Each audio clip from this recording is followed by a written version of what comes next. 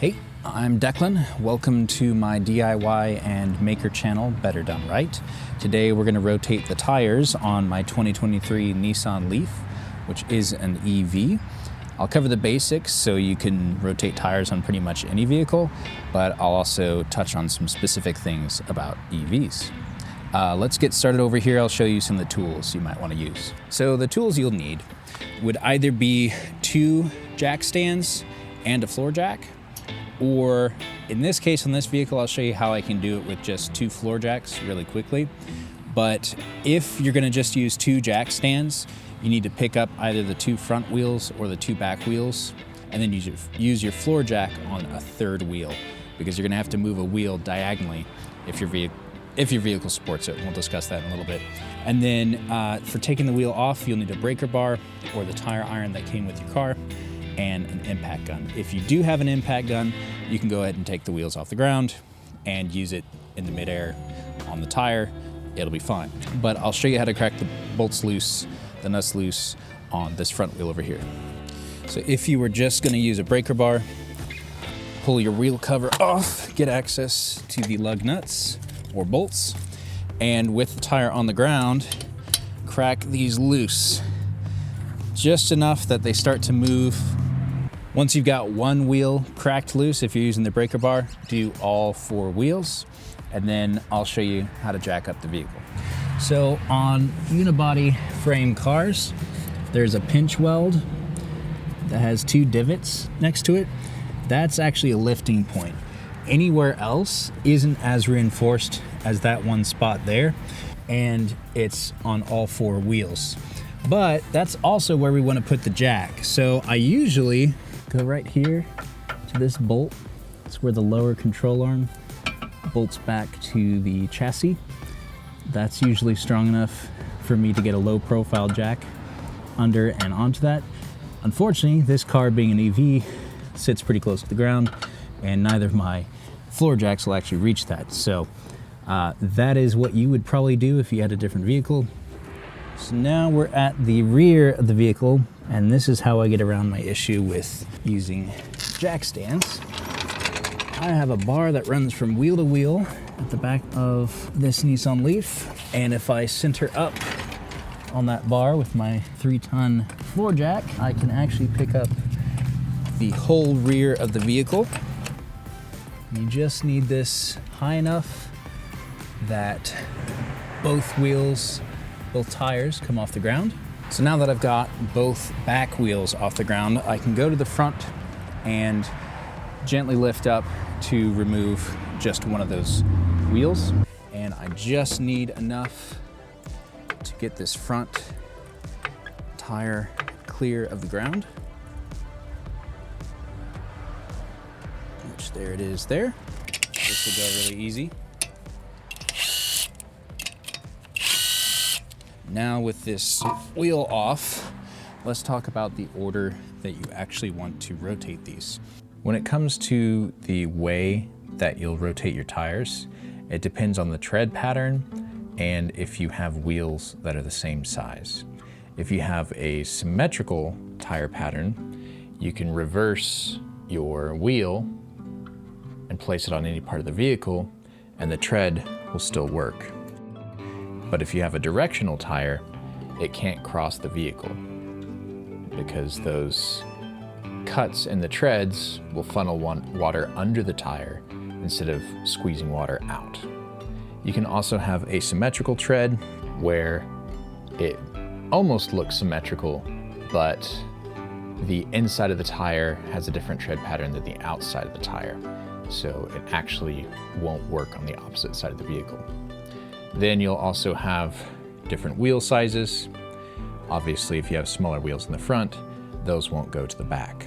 So I'll show you the patterns that you'll do. Most people will probably have symmetrical tread patterns. If you have a front wheel drive car, your front wheels cross as they come to the back, and the back tires move straight forward. If you have a rear wheel drive car, your rear wheels cross to the front and your front tires move straight to the back. And if you had a four-wheel drive car with symmetrical tread, your front crosses to the rear and your rear crosses to the front. It's just a combination of front wheel drive and rear wheel drive. If you have a directional tread, these can't cross the vehicle because they have to rotate, and then your tread pattern's backwards. It won't perform its function. These are common on a lot of winter tires.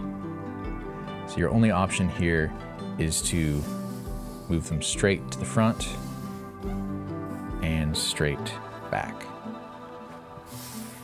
If you have different wheel sizes, like your front wheels are just a smaller size versus the back wheels, but you do have a symmetrical tread pattern, then you are able to swap tires from side to side, but they can't move front to back.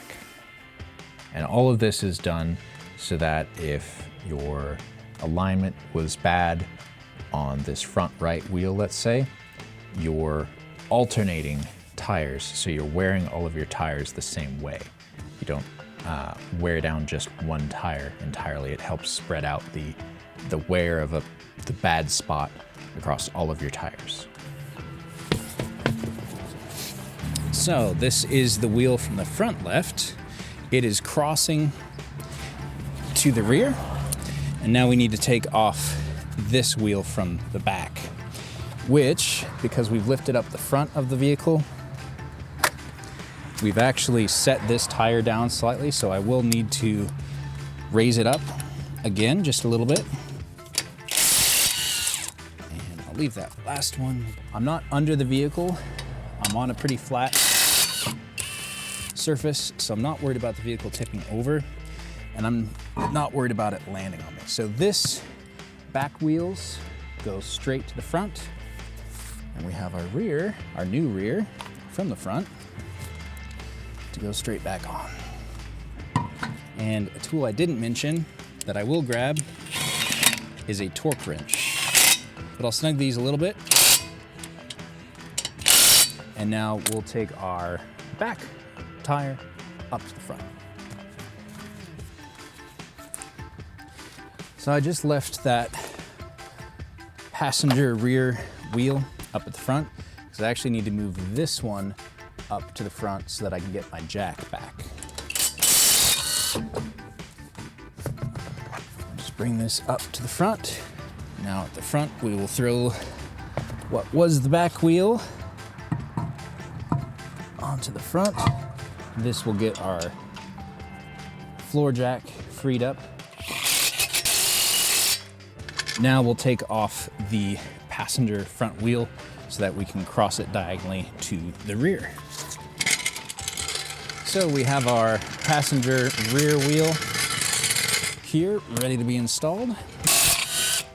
All right, so now this wheel comes off to make its way to the back, and the back wheel makes its way to the front. And we're done with the front now, so I can actually drop this back to the ground, and we're only installing the last rear wheel.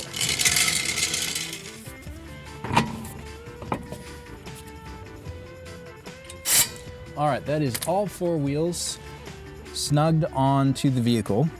I can lower the vehicle all the way down now, which I'll go ahead and do. I will grab my torque wrench and torque these to the spec that is in the owner's manual. So the last step on these wheels is a torque wrench.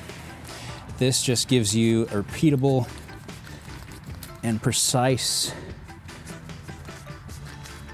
tightness. For this vehicle, it's actually 80 to 84 foot-pounds. So I'm gonna set this about 84 foot-pounds. I like to use a little extension, just a stubby 1/2 inch extension for the socket. That helps me line this all up.